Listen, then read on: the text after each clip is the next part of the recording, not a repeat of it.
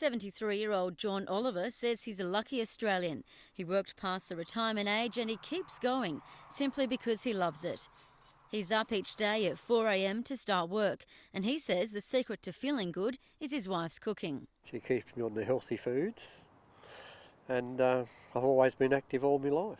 He survived the odds and a quadruple bypass, and after 40 years on the job, he's showing no signs of slowing down. I'm very fortunate to be still able to work past retiring age. I know there's a lot of people out there who can't do it, what I'm doing.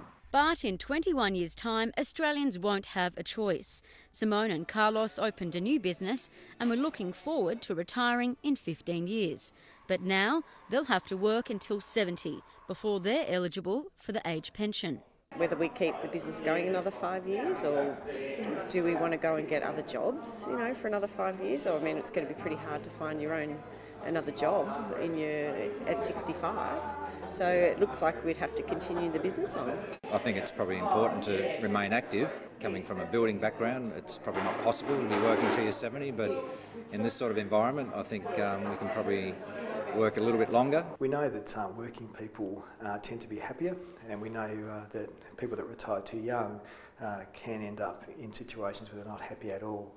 So, I think there is opportunity here for people to stay productive for longer. It comes as the federal government urges Tasmanian businesses to retain and recruit older Australians. Well, I'd like to see them actually providing workplaces that are amenable to older people, that work hours that are flexible.